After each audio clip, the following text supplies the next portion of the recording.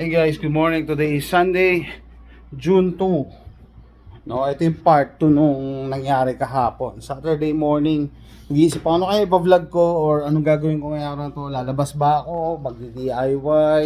Mag-aayos ng backyard? Maglilinis? Well, naglinis na ako pagkatapos. Then, nag-message nga yung kaibigan natin si Carlo. Churchmate ko din siya, no? Isang simbahan lang kami nagsisimba. And matagal niya na sinasabi sa akin na, uy, nakita ko may LPBO ka, baka gusto mong i-compare yung ano ko, yung isang scope ko na LPBO. So, hindi na tuloy, daming aberya kasi very busy nung magtatapos na yung pasukan. And then, sabi niya, alis ako, iwan ko na lang sa'yo. So, akala ko nga, scope lang ang iiwan niya. So, nag-iwan siya ng dalawang rifles, di ba? Ito. So, yung isa dyan, may built-in folder. Sara ko nga bintana, nagre-reflect. Yan, may built-in folder. Hey! Tapos, nung hapon, sabi niya, pupunta kaming party, dadaan kami sa inyo. So, might as well, daan ko na rin yung dalawa. May dalawa naman siya iniwan. Part 2. So, ito yung part 2, naka-plano na case.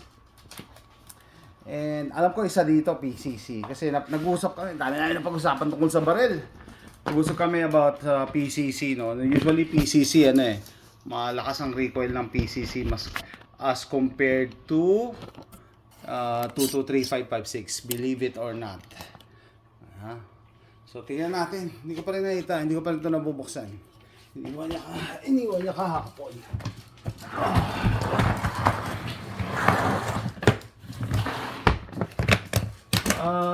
Meron yata ang plano case na mas mahaba dito. Ito may claim.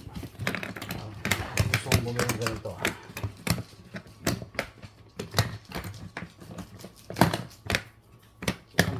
Come on, baby. Here we go. Okay. So, what do we have here? 223-556 yung isa. Ito AR9 to. AR9 to. Malamang PMAG to. PMAG. Tama ba? PMAG. Ang brand.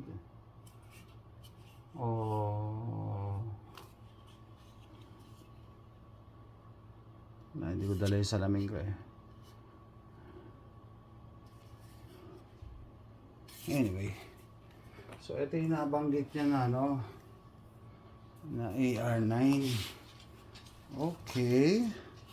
Anong to? Circle Star Firearms. Circle Star. Malamang Texas to. Hindi ko rin alam ito mga kaya kahapon nagsesya sa akin mga sabi ko, hindi ko alam saan mo pinagbibili yung mga parts mo Tapos nagkwentuhan pa kami, dahil siya binubuo talaga niya from scratch, Sabi ko, ba't mo pinapahirapan sarili mo? Anyways, that's how you learn, Pag ikaw nagbubuo, malalaman mo yung inner workings. Ito, anti-roll pin to, para hindi umusod-usod yung pin mo. Okay, tapos ito na naman yung ambi niya. Kita niyo yung selector switch. Tatlo yung selector switch, Yung marks. May abang may abang. DF ko yung grip. Okay, gagawin ko na separate na review. Pinakita ko lang. Anti-roll pin. Ambi yung safety. Ejector, dito tumatalsik yung shell para hindi tumama sa mukha mo. Parang oversize, Oversize. Tapos wala na siyang dust cover. Mukhang kakaiba din yung bolt niya. Kahit hindi ko pa nabubuksan. Iba yung itsura ng bolt. Okay. Siyempre dito sa States, magulo yung ATF regarding sa pistol brakes. One day, sabihin nila sa'yo legal. Next day, sabihin sa'yo illegal. So, kayo mag-alala, parang naka-line up na to. Kasi yung may mga gun groups dito na nagsampa na ng kaso sa ATF. I think isa yan sa nilalakad nila, yung tanggalin na yung restrictions niyan sa brace na yan. So, hopefully, and Monstrum na naman yung maganda to. Ako, sa kanya ko lang nakita to. Itong optic na to. Kasi kahit patay, kahit patay yung ilaw. Yes, kahit patay yung ilaw, kahit patay yung battery, may tama yung yung dot mo, tsaka, tingnan natin. Yung dot at tsaka yung circle. Kita ba? Hindi ma-pick up ng camera eh. Hindi ma-pick up ng camera. Anyway, fairly lightweight flashlight. Working flashlight. Ito kakaiba to. Kakaiba to. Hand stop to eh. Ito daw, hand stop daw to. Okay, sige. Nabigyan mo ako ng idea. Bibili din ako ng hand stop. Kasi bawal lagyan ng vertical foregrip dito ang mga pistols. Hand stop pwede. Okay.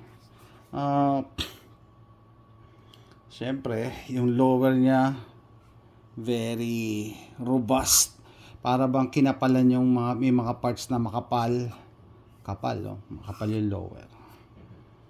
Tapos, actually nag-usap pa kami about staking. Ini-stake dapat tong para hindi gumalaw. Anyway, separate review na lang dito. Naglagay siya ng cover, hand stop. Ayos ayos sa grip Dito yung mo. Okay, muzzle brake. Ko lang napansin. Yung muzzle brake muzzle brake. Malupit. Poging-pogi. Poging-pogi yung muzzle brake. Ay, nako. Ganda. Ganda. Ang ganda ng mga ears mo, pre. Ganda ng mga ears mo. Ito naman yung niya. BCM upper. Okay, so may magnifier siya. So, red dot. Magnifier yung nasa likod. Quick release. Quick release na mount dito. O-light. O-light siya Asa yung pressure pad? Pressure pad. There you go. Yes. And look at the muzzle brake on this guy. Kompleto. May porting sa side, ibabaw. Tapos dito, flash hider. Okay. Alright. Slim lang na foregrip. Okay. Tapos, yun na naman yung lower na may tatlong markings. Okay. Tapos, tawag ko dito oversized na safety lever. Lever dito long E. Tapos, anti-walk pins. So, initial impression lang tayo guys, Hindi ko pa talaga na titignan maigi. Ito kabubukas ko lang din, kapag sabay lang sa inyo. So, ito, nakatuwa lang, para makita nyo rin yung difference dito.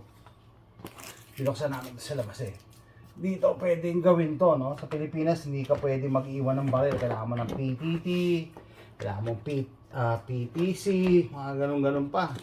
Hindi nagre-reklamo yung mga kababayan natin na pahirapan pa yung PTC.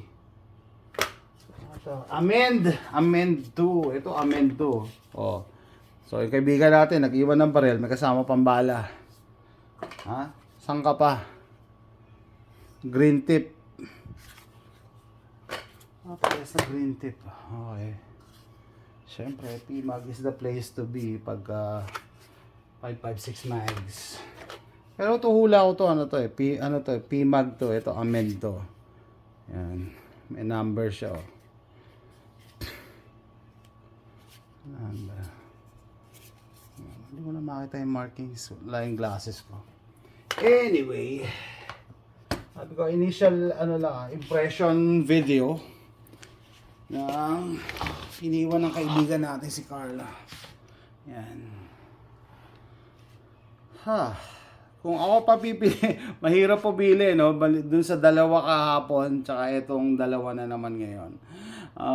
In terms of PCC, pati yung PCC niya fully loaded from the muzzle to the back.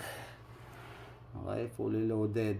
Tapos, kahit hindi ko pa natetesting tong Monstrum Tactical niya na optic, parang I like it already.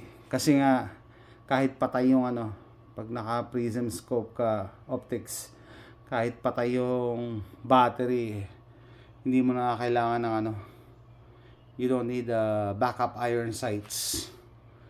Tapos ito namang niya, AR niya na 5.56, suki siya ng B5 stock. Maganda naman talaga yung B5 stock, pero ito in FDE. Okay.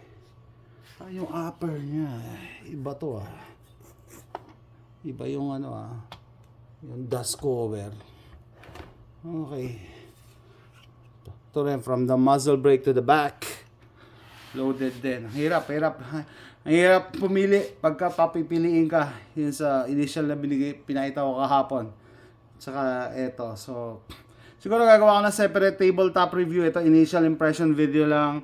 Kabubukas ko lang din to. Nung nagkita kami kahapon, pinakita niya, pero mabilisan lang.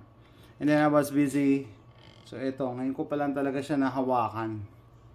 No? Lalo na itong AR9. Sabi niya sa akin, soft shooting to Soft shooting tong AR9 na to Nakikurious talaga ako kasi generally, yung ultimo misis ko is 5 flat.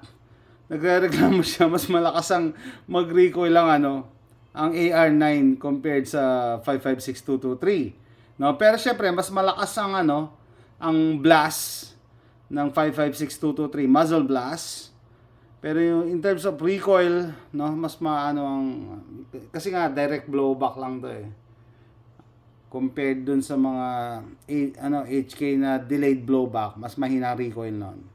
Anyway, ito para sa mga gun enthusiasts na gusto nakakita ng mga barel on a Sunday morning. I hope you appreciate it. Kasi ako nung bata pa ako, no, nakakita lang ako ng barel sa mga magazines. Ito in person. Yan. At hindi ordinary barel to. I think custom built din to.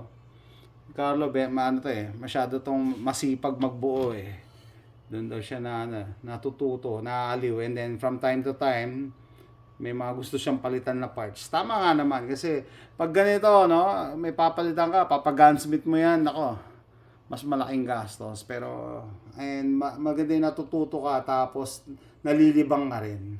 Anyway guys, tatapusin ko na yung video na to, no. Hope you like it. Thanks for watching. Bye.